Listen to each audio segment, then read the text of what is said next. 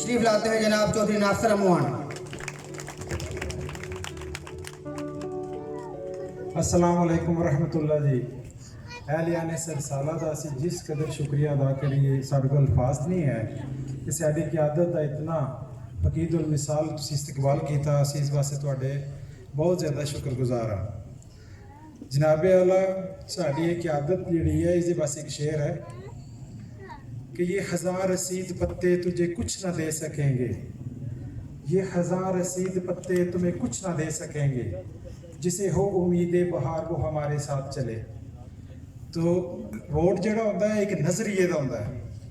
नज़रिया मेरे तुसी सारे बजुर्ग भी हो, मेरे नाल ज़्यादा तुहाडा तजर्बा है, एजुकेशन है, तो तुसी भी अपनी एक सोच रखते हो।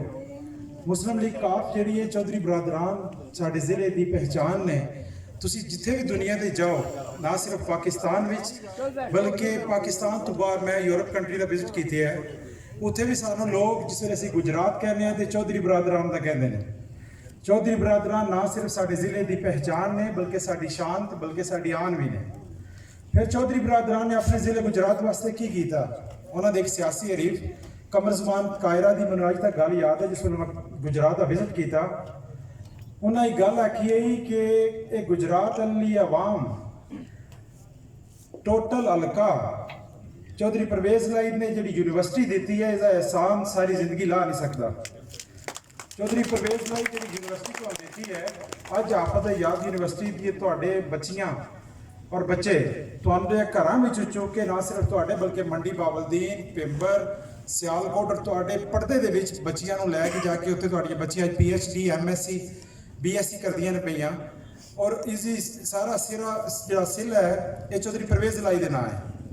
फिर चौधरी परवेज़ लाई साहब ने साढ़े को नादरा दी थे बड़ी सानू प्रॉब्लम है, सिखारियां जाते होंगे, स्पैशली तौर पर चौधरी वजाद साहब ने साढ़े ते बड़ी मेहरबानी करके सानू नादरा दफ्तर देता। नैशनल बैंक की ब्रांच जी सिर्फ गुलियाने आई, साढ़े पेंशनर जोड़े ने बहुत ज़्यादा तकलीफ चे। चौधरी वजाद साहब ने सिंध विचों ये ब्रांच बंद हुई चुक के कोटले दे दी, और चौधरी नईम रजा साहब उस वक्त इन्हों के MPS सी आमर उस्मान, और इन्हों की ज़ाहिर है मसलन इन्हों का बड़ा ही कंट्रीब्यूशन है चौधरी बरादरान के नाल। चौधरी बरादरान ने इस वास्ते गुलियाने वाला पुल मंजूर किया, ना सिर्फ कॉलेज और जो अस्पताल है ये भी मंजूर किया। मैं एक चीज़ नोट किया कि चौधरी साहब कि मैं रिक्वेस्ट कराँगा कि सर साढ़े जो मिडल दर्जे वाले बंदे ने या लो लैवल वाले बंदे ने, उन्होंने एक चीज़ की बहुत ज़्यादा प्रॉब्लम है जी, मैं जिसनों विजिट किया कि इतने मैटरनिटी हॉस्पिटल जोड़े ने दो है ने लेकिन उस लैवल के नहीं है। सर उत्थे एक सर्जन डॉक्टर लेडी डॉक्टर हायर केयर जी है वो थोड़ी कोशिश होनी चाहिए सर, थोड़ी मेहरबानी है कि उन्हें पर्सनली तुम देख के लेडी डॉक्टर सर्जन जी है सानू इस एरिए चाहिए है, क्योंकि एक आम बंदे ने जिस वेले डिलीवरी का प्रॉब्लम होता है उसनों लोग सरकारी हॉस्पिटल वाले फॉरवर्ड कर देंगे ने प्राइवेट अस्पताल, तो हर बंदा अजीज भट्टी अस्पताल एट ए टाइम नहीं पहुँच सकता। सानू गुलियाने या इतने कोटले दे विच एक लेडी डॉक्टर सर्जन चाहिए जी, अगर नॉर्मल डिलीवरी नहीं तो ऑपरेट कर सके।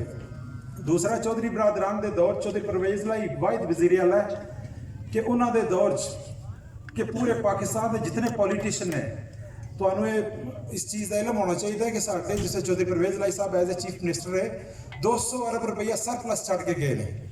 सानू हर बंदा साढ़े वास्ते काबिल इज्जत और काबिल एहतराम है, लेकिन एक चीज़ को देखना है कि एक क़यादत है जी नवाज शरीफ साहब वो कल का उन्होंने तुसी खबरों से सुन रहे हो तो कहता है कि मिज़ाइल मारे ने अमेरिका ने बलोचिस्तान से ढट्ठे ने, असी उतों चुक के मिज़ाइल बनाए ने। एक पाकिस्तान का एक ऐसा आदमी जिसनों 3 दफ़ा इस पाकिस्तानी अवाम ने एज ए प्राइम मिनिस्टर मुंतखब किया, क्या वो इस काबिल है कि उन्हें हलफ दिते आ कि मैं इस पाकिस्तान की अवाम का बिल्कुल रखवाला और इस जरा हलफ मैं चुक रहा, मैं अपना कोई भी कौमी राज जरा वो बाहर दुनिया को नहीं दस सकता। वो इतना कि लो लैवल से गिर गया है कि अपने पाकिस्तान के मिज़ाइल सिस्टम ने उन्हें जरा शक विच मुबतला कर दिता है।